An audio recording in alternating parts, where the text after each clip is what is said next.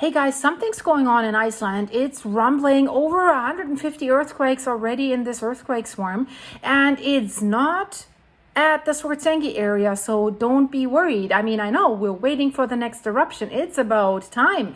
End of January, early February, these are the estimates. No, but it's deeply dark red in the close proximity to the Vífilfell ski area.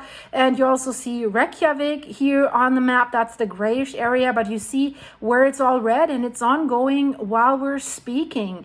So this is the map that shows from the Icelandic Meteorological Office what's going on the Reykjanes Peninsula. But we can also look at the map, whole Iceland. There you see it a little bit more in perspective. And then there's another green star. So where is that? That's our buddy Barda Bunga again in the Vatnajökull area on the glacier. So that has shown another earthquake also. We've seen quite a few high earthquakes in that area. But let's get back to this area that we've been looking at here. So this earthquake swarm, quite intense, I would say. And it seems it's also been going on like Monday. The orange dots, there's a few orange dots with the red dots as well. It's unfortunately with these maps from the Icelandic Meteorological Office, you can't zoom in so that you can see more of them. But it is in an area that is called, and you see it here, Vífilfell.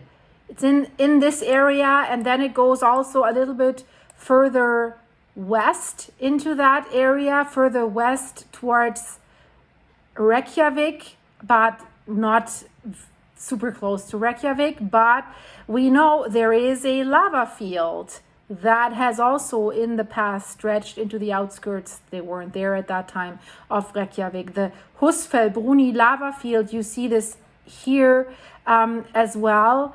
And then, of course, from the Vífilfell area, we've seen lava fields coming down here. So what's going on in this area?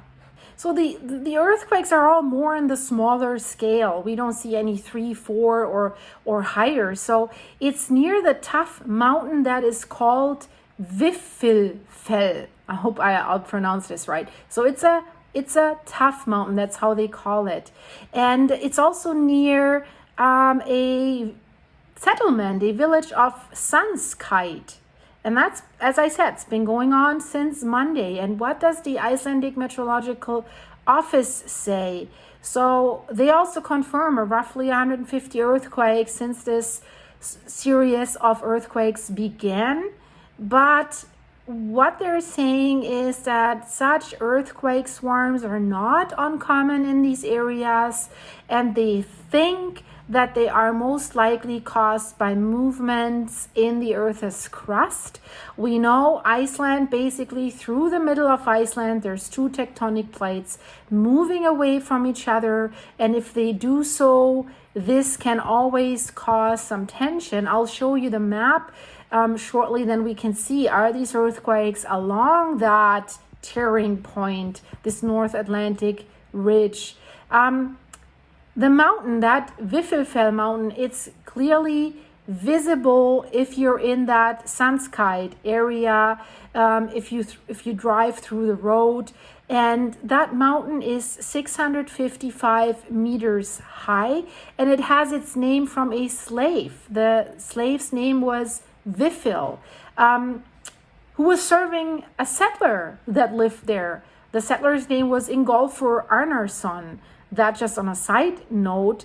And that slave, that's what the tales are saying, was able to predict the weather from the mountain.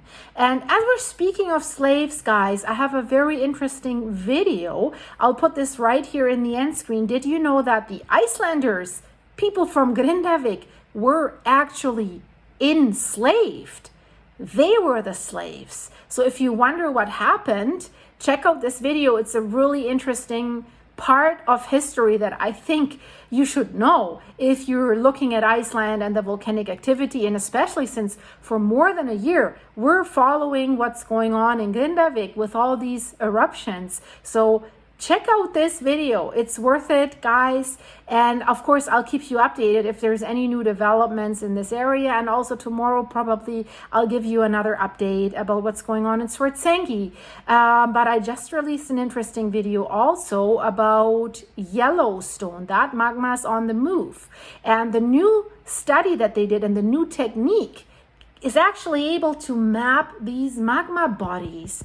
Wouldn't that be interesting to do something similar here in Iceland so that we know where that magma chamber is in Swartsengi, how it looks and where it's going? There have been some theories. Is it going to Fagradalsfjall? Is there one in Fagradalsfjall? Is there one underneath Swartsengi? Are they connected? Are they separate? Then just recently they said, oh, maybe the one underneath Swartsengi is moving towards Eldwerp, so that will be moving further west. So they were thinking, is the series of eruptions ending in the Swartsengi area? So will it not flow to the Sudnuka crater series again? Will it erupt near Eldwerp? So will that mean Grindavik is out of the woods, Swartsengi, the Blue Lagoon, is out of the woods? Well, all these predictions haven't materialized. So it's still expected to erupt in the Sudnuka crater series again. The land is rising as always. We've reached the point that basically that the magma chamber had before the last eruption. We're getting close to that. So interesting stuff going on in Iceland. We will have to see what the volcano does in the Sudnuka crater series. Land rise continues at a steady pace underneath Swartsengi where the Blue Lagoon is, and the Blue Lagoon really has been threatened by the last eruption. Basically, one of my viewers said, well, now the volcano's waiting in the parking lot of the Blue Lagoon because it has flowed over the whole parking lot that's outside the defense walls and has destroyed like a maintenance building.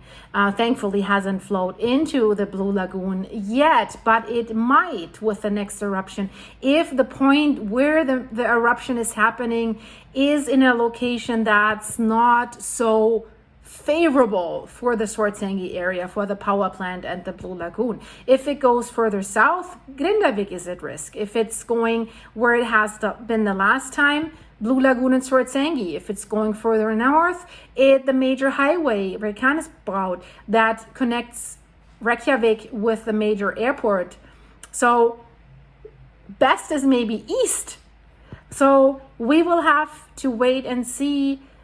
My bet is basically the same location that we had last time, but we don't know yet. And you know, Bada Bunga, there are a few indications that that something might be happening there, or that something might be in the works. And it's been rumbling all in 2024 already with 4 and 5s. So we will have to wait and see. But basically on a pretty regular basis now, we see these big green stars in the Vatnajökull area, especially around the Bardarbunga area. And that is a volcano that is covered by ice, which can be, should there be a real bigger eruption, that can be explosive. So that's not so good, but there's other volcanoes as well. I have made details videos about that. Just check my playlist, Iceland, and you find all that. But again, check out my Slaves from Grindavik video, guys. It's really, really interesting. So thanks so much for supporting this channel.